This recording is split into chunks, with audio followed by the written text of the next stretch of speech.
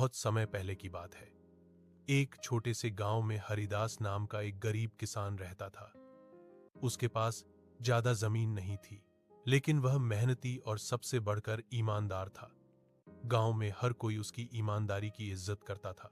हरिदास रोज सुबह सूरज निकलने से पहले उठ जाता, खेतों में काम करता और शाम को घर लौटता। उसकी आमदनी बहुत कम थी, लेकिन वह कभी गलत रास्ता नहीं अपनाता था। एक दिन हरिदास खेत जोत रहा था, तभी हल किसी सख्त चीज से टकराया। उसने मिट्टी हटाई तो देखा कि जमीन के अंदर सोने से भरा एक बक्सा दबा हुआ है। बक्सा देखकर हरिदास हैरान रह गया। उसने सोचा, अगर मैं यह सोना रख लूं तो मेरी सारी गरीबी खत्म हो जाएगी, लेकिन यह मेरा नहीं है। उसका मन डगमगाया, लेकिन उसने तुरंत खुद से कहा, जो चीज मेरी नहीं है उसे रखना बेईमानी है। हरिदास बक्सा उठाकर सीधे गांव के मुखिया के पास पहुंचा और सारी बात बता दी। मुखिया भी हैरान रह गया।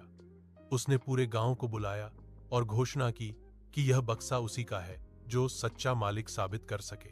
कुछ दिनों बाद एक व्यापारी गांव में आया। उसने बताया कि कई साल पहले उसके पिता ने यह सोना खेत में छुपाया था और बाद में उनकी मृत्यु हो गई थी। उसने सबूत भी दिखाए। मुखिया ने बक्सा व्यापारी को सौंप दिया। व्यापारी हरिदास की ईमानदारी से बहुत प्रभावित हुआ। उसने हरिदास से कहा, अगर तुम चाहते तो यह सोना रख सकते थे, लेकिन तुमने सच्चाई का रास्ता चुना। व्यापारी ने इनाम में हरिदास को कुछ सोने के सिक्के दिए और कहा कि वह जब चाहे उसके साथ व्यापार कर सकता है।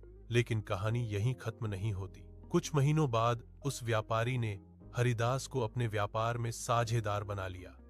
हरिदास की मेहनत और ईमानदारी से व्यापार दिन दोगुनी